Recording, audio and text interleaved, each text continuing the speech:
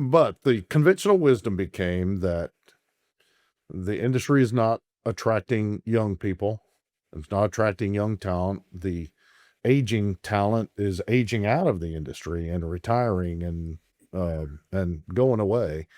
I don't see now. I mean, we've got a lot of great member companies. They've got a lot of great young employees. So that's not really my sense at this stage of the game that the industry is not attracting young people to it. It's professional, it's exciting, it's innovative. There's always something fun and interesting going on. It's very challenging, I would think, to young professionals coming out of school. You're not a rookie. You didn't just graduate from college, but again, yeah, I mean, you're a young guy for the role that you're in. Um, and I don't know if I have a question around that or not, but what's your sense of industry makeup now in terms of age? Um, all old people, all younger people, healthy mix. Right. Well, there's definitely like you said, a gap between uh, the boomer generation and our generation. I think a lot of that is due to the really tough years from the mid 80s, even all the way through the 90s. And it wasn't very attractive to become a geologist or to go into the industry because it just was a tough industry. And, we're a commodity industry and it's cyclical, just like any other.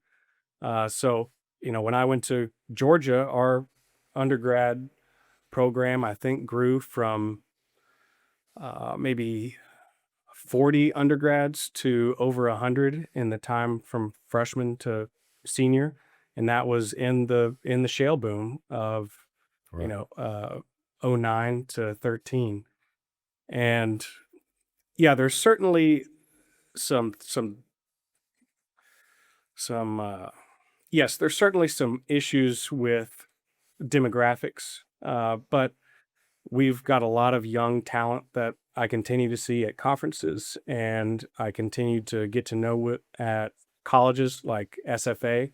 A lot of great students that come out, but one issue is, not call it an issue. It's an efficiency, as you know, is uh, people are able to do more uh, with technology, with computers.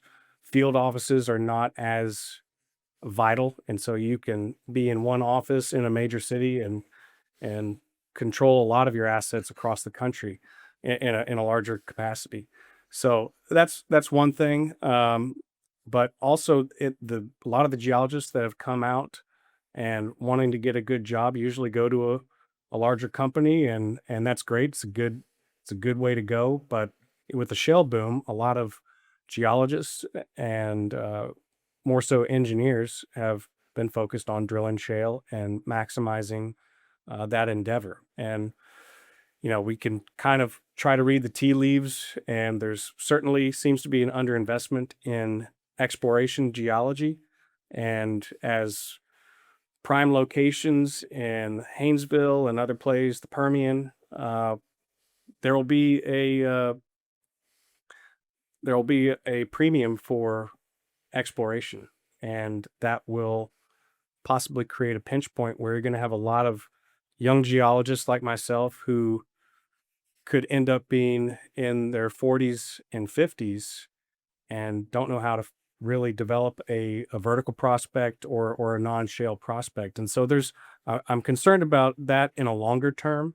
But we're innovators by heart, and we'll make it happen. But yeah, it's not something that is going to cause a lot of issues to the survival of our industry, but we've certainly been battling a lot of headwinds in the media for many years, longer than I've been alive, really.